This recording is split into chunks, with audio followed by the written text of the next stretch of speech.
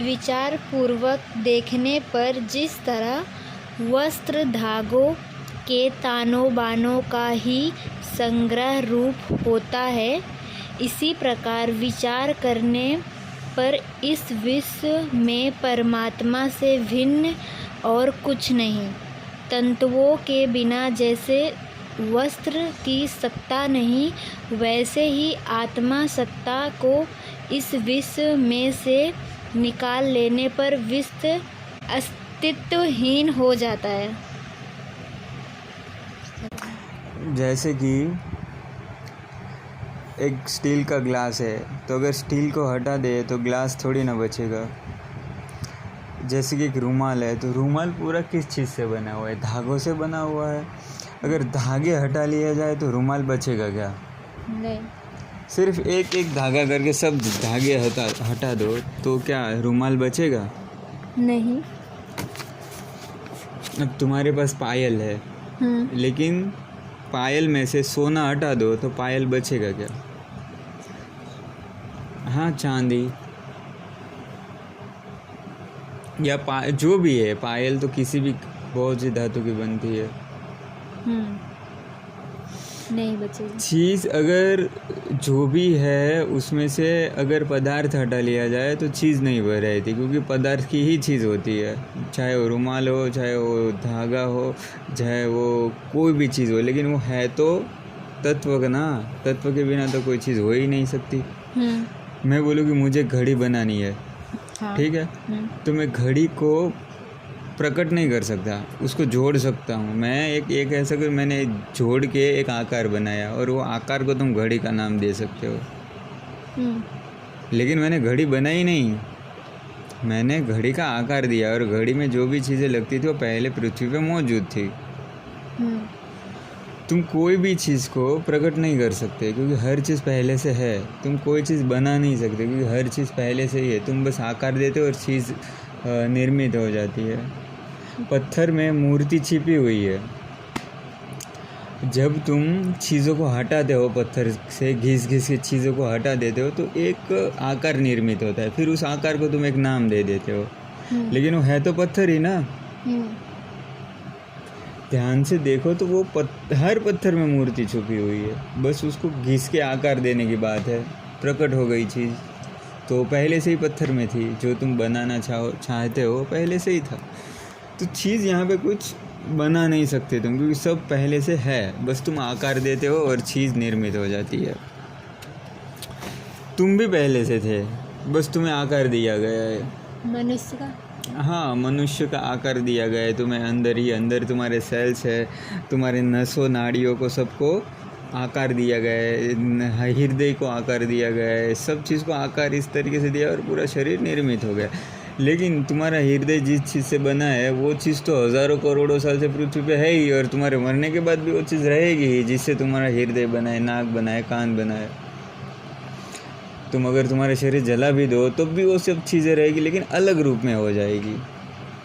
जैसे कि दूध का दही बन गया, फिर दही का छाछ बन गया, लेकिन वो चीज़ अभी भी मौजूद है। दूध हर चीज़ में मौजूद है, चाहे वो घी हो या चाहे वो छाछ हो, चाहे वो कुछ भी हो, लेकिन दूध हर जगह मौजूद है। बिना दूध के ये सब चीज़ें हो नहीं सकती। ऐसे ही पूरे विश्व में तुम्हें अलग अलग चीज़ें दिखती है, तो ईश्वर के बिना ये सब चीज़ें हो नहीं सकती है। तो ये श्लोक ये कहना चाहता है कि बिना ईश्वर के इस धरती का अस्तित्व नहीं है।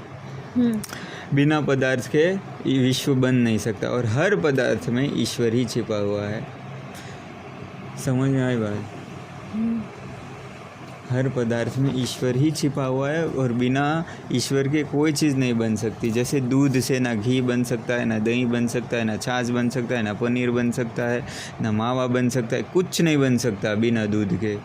वैसे ही बिना ईश्वर के पहाड़ नहीं हो सकते, नदी नहीं हो सकते, जीव नहीं हो सकते, आकाश नहीं हो सकता, ये दुनिया नहीं हो सकती। क्योंकि दूध से ही सब निर्मित जैसे होता है, वैसे ही पदार्थ से हर चीज़ निर्मित, और हर पदार्थ के हर कण में परमात्मा विराजमान है।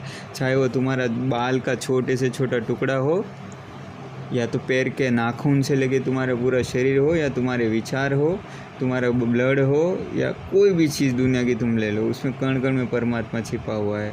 और वो हर चीज़ पदार्थ से बनी है और पदार्थ ही परमात्मा है। समझ में आई बात? हर पदार्थ ही परमात्मा। मैं इसलिए बोल रहा हूँ कि हर कण में पदार्थ परमात्मा है।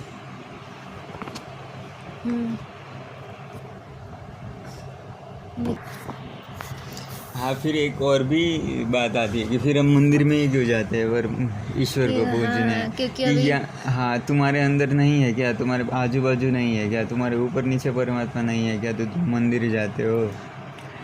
तो मंदिर एक प्रतीक है कि हाँ, यहाँ परमात्मा है, बाकी जगह पे नहीं है। तो ये भ्रांति है। क्योंकि लोगों के मन में ऐसा बिठा दिया गया है कि जहाँ मंदिर हो वहीं परमात्मा, वहीं भगवान है।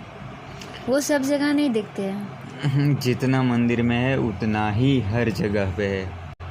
हर कण कण में इतना ही ये वजूद है जितने दूसरे कण में वजूद है परमात्मा का। ऐसा नहीं कि एक कण में परमात्मा का ज़्यादा वजूद है और एक कण में परमात्मा का कम वजूद है। हर चीज़ में सेम प्रकार से, सेम तरीके से बसा हुआ है। जैसे कि गन्ने के रस में मिठास बसी हुई है, वैसे ही पूरे विश्व में वो व्याप्त है परमात्मा। ना तो कहीं कम है, ना कहीं ज़्यादा है, ना कहीं ऊपर है, ना कहीं नीचे है। हर कण कण में परमात्मा विराजमान है, तुम्हारे अंदर भी, तुम्हारे बाहर भी। तो फिर मंदिर में भी तो है। लेकिन मंदिर में है उसका मतलब ये है, ये नहीं कि सिर्फ मंदिर में है। मंदिर में है पर हर जगह पे है वो। या तो यही मान लो कि हर जगह मंदिर ही है। हर जगह मंदिर ही है। फिर यहाँ पे कोई वाहियात सवाल भी पूछ सकते हैं तो भी मैं हाँ बोलूँगा। लोगों को ये मेरी बात सुन के बहुत से विचार आएंगे, फिर तो टॉयलेट में भी है, ये भी लोग सोचेंगे। हाँ बिल्कुल, लोग ऐसे भी सोचते हैं। लेकिन हर जीव को, तुम्हारे लिए जो गंदी चीज़ है वो दूसरों जो जीव के लिए बहुत अच्छी चीज़ होती है। और परमात्मा जो है वो हर जीव के लिए है। तुम्हें जो चीज़ गलत लगती है वो दूसरे जीव के लिए अमृत भी हो सकती है। कि तुम्हारे लिए जो जहर है वो दूसरे के लिए अमृत भी हो सकता है। तुम्हारे लिए जो बदबू है वो दूसरे के लिए सुगंध भी हो सकती है। दूसरे जीवों के लिए। तो परमात्मा है वो किसी को नीचे या ऊपर नहीं रखता। हम कीड़े मकोड़े नहीं खाते, हमें फेंकते हैं, लेकिन वो चिड़ियों के लिए, बर्ड्स के लिए लोग वही खाते हैं। हाँ बिल्कुल, उनको वही पसंद होता है। तो वो हर जीव में समान रूप से बसा हुआ है, पूरे प्रकृति में व्याप्त है।